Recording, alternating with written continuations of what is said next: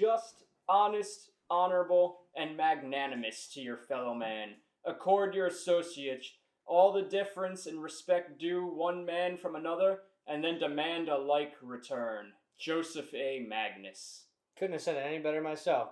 Welcome to Everyday Whiskey. I'm Dan. And I'm Mike, and on this week on Everyday Whiskey, we are featuring Joseph Magnus, both the OG and the Murray Hill. So the OG is technically the Murray Hill, and then the new OG, or new flagship, is the Joseph Magnus bourbon. Yes. So this is an MGP product based out of Washington, D.C., sourced out of Indiana, and aged in Kentucky. So we got a tri-state collective. There's all kinds of stuff going on here. So we got a little bit of info on both of them for you, and we're going to do them side to side to see what really changes between the two. There is actually quite a big difference between the Murray Hill and this, and that has to do with what it's made up of. But as we'll only find out when we actually taste them, see what really happens. Exactly. We have not tasted these side by side. We've had them one and another at different times, so it'll be nice to try these side by side. So, basically, though, if you want to sum up Joseph Magnus, it is a fancy man who likes fancy whiskey, fancy people, and fancy places. Yep. This guy, basically, his whole idea here was, the company was created in 1899, so it's 122 years old.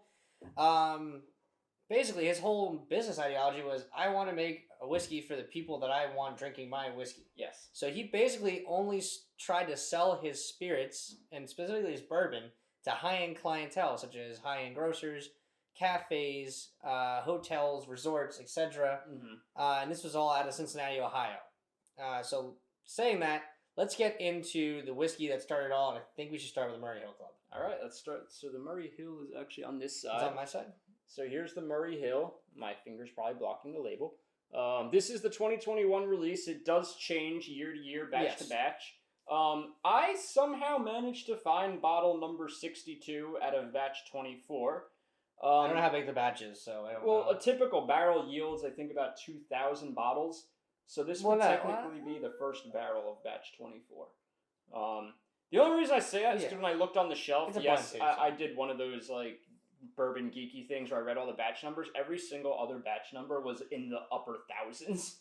So it's like, I don't know why a 62 was randomly in there, but I was like, that's kind of cool. So I'm gonna it's a low batch number then. Yeah, it's like, I'm going to buy the 62 because... So, fuck it. Mike found a cool little tidbit of information. So basically, this is a blend of 3 different whiskeys. Yes, you got an 18-year, an 11-year, and then it's a 9-year light whiskey. Which basically means a light light whiskey. Grab my notes real quick. Yeah, a light whiskey essentially is this weird purgatory between when you, a 9-year-old light whiskey. Yeah, when you would distill a vodka and a whiskey. So whiskey can only be distilled up to 100. The actual still can only go up to 160 degrees temp wise, where vodka can go up to 190. So the light whiskey will fall between 160 and 190 degrees at distillation. Or proof. Yeah. Fuck, sorry. I don't know why I'm thinking temp. Yeah, it can only be distilled up to 160 proof for whiskey. Vodka goes to 190. The light whiskey will fall between 160 and 190 proof. Yeah. But light whiskey's fun because you can get a lot of different flavor notes out of it that you would never get out of bourbon. So blending that in probably creates some different opportunities. Wow, I don't know what that smells like, but it smells familiar. It smells better. So I think we need to start doing this more where we review these bottles after the neck pour. Because it definitely changes once air gets to it. I don't know how to explain the nose, but I can always. The only thing I'll say though is the only issue I feel like with people having to buy this bottle, or why not a lot of people do buy it, is the price point is high. It is both very of these high price point. Go for about $100 to $120. And that's a pretty big impulse. It is. I'll be truthful and honest with you. They jump around quite a bit in price. I sourced mine for $89.99, which wasn't a hookup. Stupid low. Just stupid low. Yeah, that was just what this store was selling it for, which is weird because some of their other stuff wasn't really priced accordingly. I got mine as a gift, which I don't know. Yeah, his was a gift, but I know where he got his from a gift from. If that even, I don't even know if I can. It was probably about 92. Yeah, it was probably on the lower end, which is good. But Dan's right. I have seen them in store. Another store I was in today had it all the way up to $99.99. I'm getting chocolate fudge with a little brown sugar. Yeah. Chocolate. Like dark chocolate fudge. Dark chocolate, brown sugar. A little bit of caramel and brown sugar. Which is very typical, like, bourbon notes. They also make a cigar blend that I do want to get that's very hard to find. I saw that. I know. I've never seen it in stores, but I saw it online. All right, let's get into this.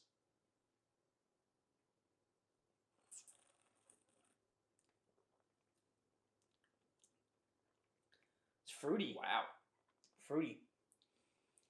It got a lot. The spices evolved. The spice. All right, so we've had both of these, but especially this one, the spices kind of like overwhelm your taste buds at first. Yeah. It's a lot of spice. I don't know the mash bills off the top of my head. I don't think you'll see it. My eyes started to water up a little bit. It hits. But then you get like butterscotch, like really, really sweet butterscotch, and a little bit of vanilla, and then I get like fruit. Yeah. This is one of those bourbons where your first sip is gonna hit you. It's gonna punch you in the face, but as you keep drinking it, it definitely mellows out, and it's way more inviting. It's got like it's thick. It's not like I'm not explaining. It's not watery. It's got a really good body to it. It's got a little viscosity. But it's almost like drinking like apple cider, where it's got that thicker viscousness to it. Yeah, viscosity. I think it's just obviously I think it's just a little oilier too.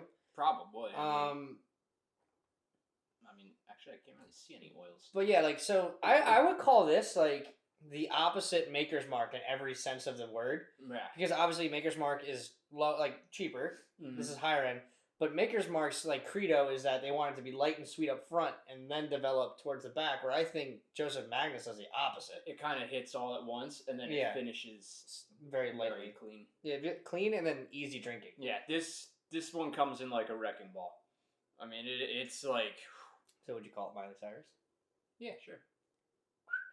I came in like a wreck. I don't know if I can do it anymore for copyright. Copyright. Oh, man. But the more you drink, like, it's so the nose. It's so juicy. It's like it's creamy too. It's got something to cling to. It's almost creamy. So that's a good way to describe it. A good, attractive way to describe it. And I say that because I was going. Creamy. Trust me, it's more attractive than what I'm about to say. I was gonna say the texture's almost slimy, but I don't mean that in a bad way. I think it's slimy because of like the amount of oil that is clinging to the side of this Glencairn is pretty obscene. Like it coats your tongue, it's there. You know that. Oh yeah. It's oily, so slimy's not a good word. And then also like when we say creamy is like the way to say it. Yeah, I think creamy is a good way to say it. Also when you say like it doesn't finish weak. It just finishes very elegantly. It does. It kind of like I said, it comes in rough, but then it like gracefully leaves your palate. It's weird. It's really weird. And like once again, for all the MGP knockers out there in the world, like I get why you knock it, but I'm not going to agree. No, we strongly disagree. We think MGP makes phenomenal products. I understand both sides of the fence, but I'm firmly stuck on my side of the fence. And this is another example of like this is an incredible whiskey that was blended to an expertise. It's delicious. And have 3 different years in there, 18, 11, and 9. Like that's and you can't pretty crazy. You know you're going to get some development. You know you're going to get good flavor. Mm-hmm.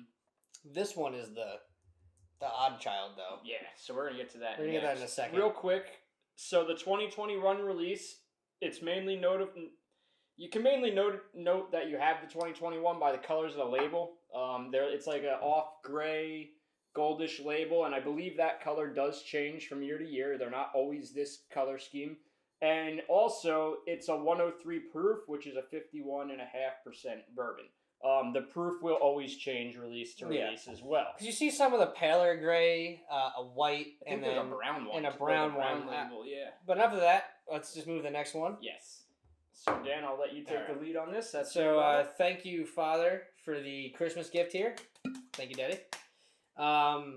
It's the first bottle of bourbon second bottle of bourbon my dad's ever bought me. The first one was Maker's 46, ironically enough. Oh, yeah. And that's still your favorite one. Still my favorite bourbon is Maker's 46.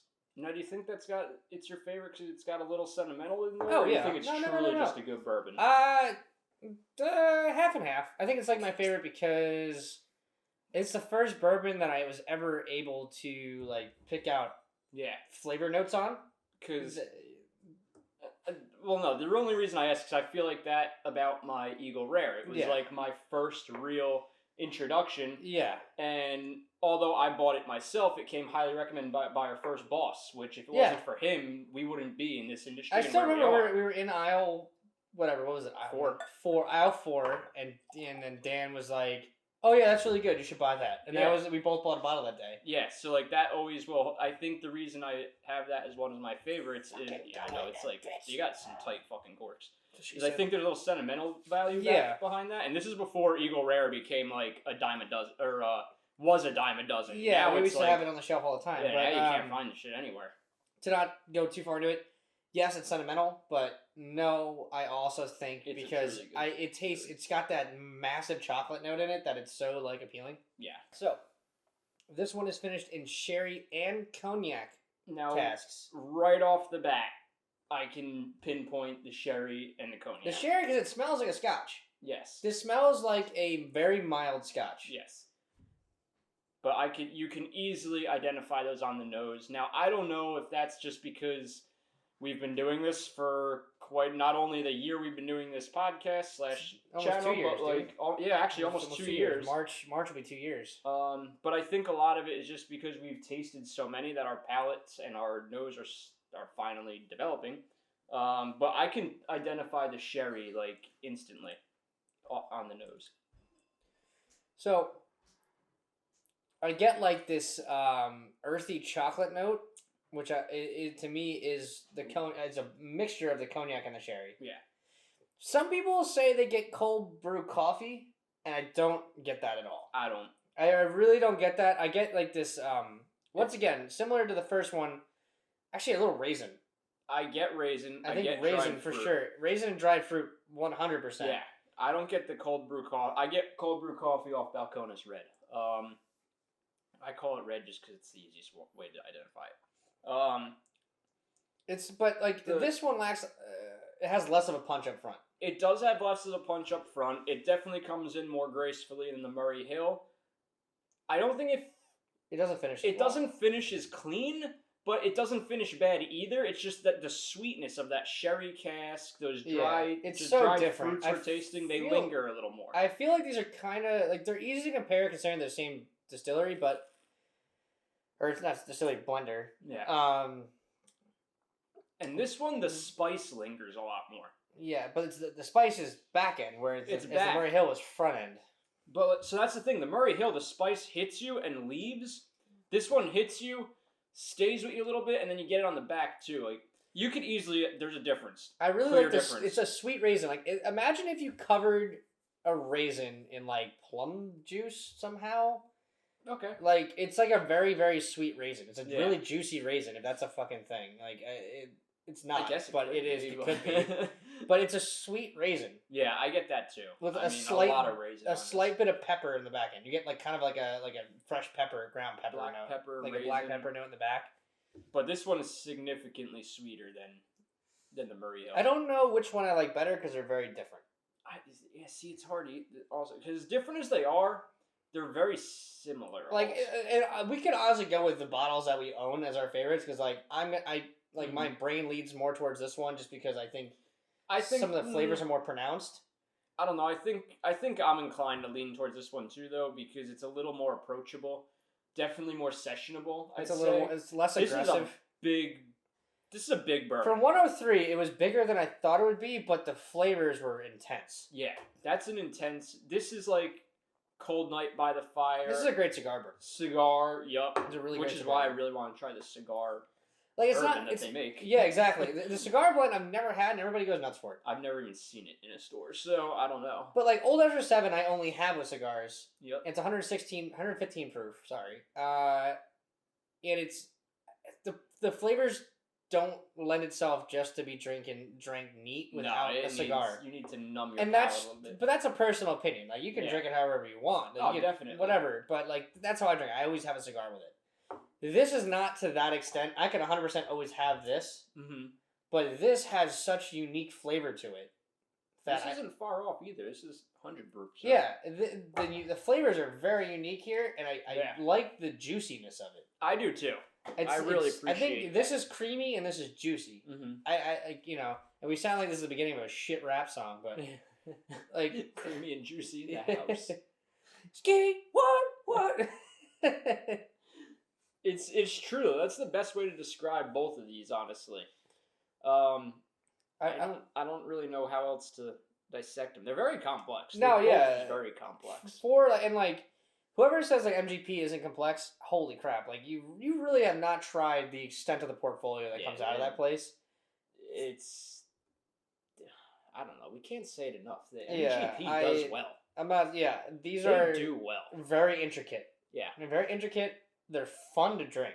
Very fun. I think if you're going to take anything out of this review, these are fun to drink. And if you have an extra $90 to $110 that you just buy one. Like, seriously, like, I know that's a lot of money. It's a lot of money for me. It's a lot of money for you. Like, just, like, say, like, oh, I'm going to buy this. And, like, technically we both got these for free. Yeah. Christmas. For Christmas. One way or another. Yep. But the hardest part about buying this is the commitment to buying it, and if you get past that, I think you're really gonna have an enjoyable experience. I have no buyer's remorse. I mean, I bought it with a gift card from Christmas, so like I'm at no technical loss, but at the same time, I wouldn't feel bad if I did spend my money on it. I almost bought this myself. I really was so close. I bought the Penelope instead, just because I didn't know the next time I was gonna see that. I'm kind of glad I did, because like I don't know the next Yeah, I can't find it, so I need to find one. But regardless, I think this is a bottle that you could pass around at a little get together, and everyone's gonna pick something different out of either one of them. I think they're a great conversation piece, and it's got a lot to offer everybody. No, seriously, like I know we like to make jokes and shit like sometimes about stuff like this, but like both are extremely solid and well blended. Like whoever the master blender is at Joseph Magnus Co. Wow, like you really phenomenal job. I do like the ode to the old school the Prohibition bottles. Yeah. The cool thing about this is like this brand was brought back alive, much like the 1776 brand. Belle Meade was brought back from the dead. This brand, the last year that this brand was actually technically made in Ohio was 1918. Yeah. And Joseph Magnus, he enjoyed his spirits after that, but never made anything. No. I don't know the story behind like why it was revived, but regardless, I'm glad it was. Yep. So if you're in the DC area, go check them out. Yeah, I don't know where they are, but go find them. They're in DC somewhere. Do something about it. This is really good shit. Yeah. All right, I think that pretty much wraps it up. Yeah, I'm done. I got nothing else to say. That's it. Everybody, cheers.